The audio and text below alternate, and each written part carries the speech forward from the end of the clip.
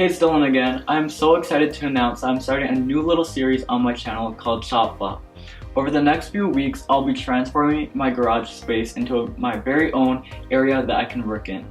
Each video will have a new DIY or transformation that will be related to a workshop.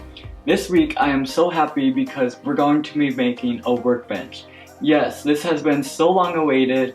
As any DIYer out there, you need to have a workbench to use while making projects because it makes everything so much more faster and efficient. I don't know how many times I thought, wow, I really need a workbench for this, but I no longer have to think of that. In this project, one of the main tools you will need is a pocket jig. Mine is from Craig and it costed about $20, but it is so worth it. It hides the screws from the outside and makes everything super strong. It's definitely one of those tools that I think every DIY should have because it can be used on so many different projects. But anyways, I'm so excited to show you how I made this, so let's just get right into the video.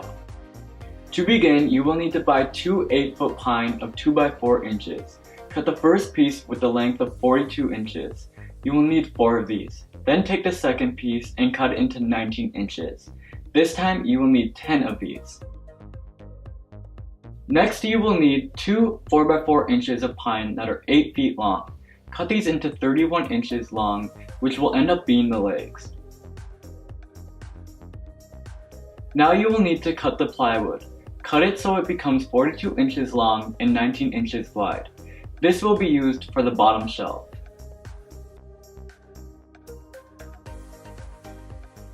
Since the shelf is on the bottom, we need to make sure there is room for the legs to come through it. So take the plywood and start to build the base around it as a template. Take the two 42 inches and place them on the ends, and take the two 19-inch lengths and place them in between. Then take some of the leftover scraps of the 4 by 4 pine and place it in the corner and trace around it. This is how far each cut can go to fit in with the legs. Then take the saw and cut these out, making sure not to go any further or less than the designated outline. Do this to all 4 sides and it should end up to look something like this. Now line up the 2 by 4s like the same time before, but this time without the plywood underneath it. Take the pocket jig and clamp it down onto 16-inch and pre-drill in the hole. You want to make 2 of these holes on each end, making it a total of 8 on all 4 sides. Once they are all pre-drilled, you can then screw them in. After that's finished, repeat this exact step one more time to create 2 more rectangle shapes. Next, lay down one of the rectangles and place the 4 by 4 in the corner. Take a 19-inch and hammer it into the inside so it fits snug to the legs.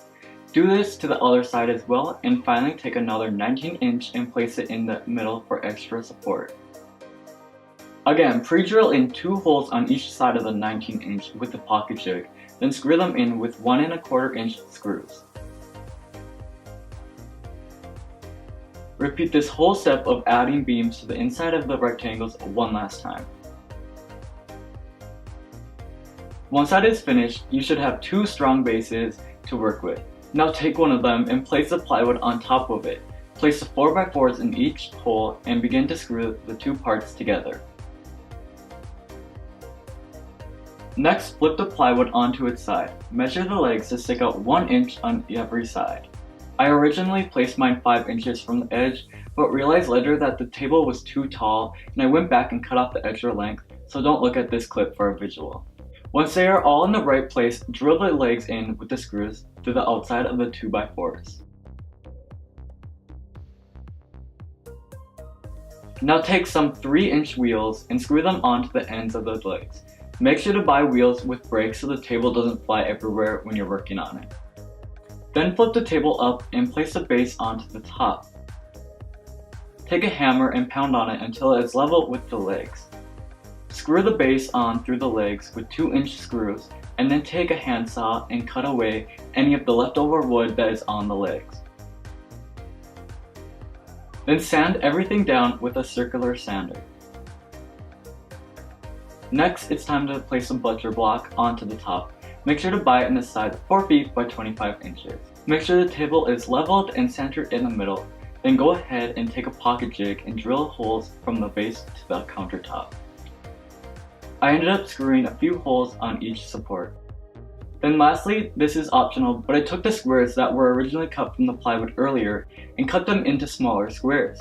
This created an L figure that ended up screwing onto the ends of each leg. For the finishing touches, I sanded everything down once again, painted the bottom base white, and applied a polyurethane coat to the butcher board.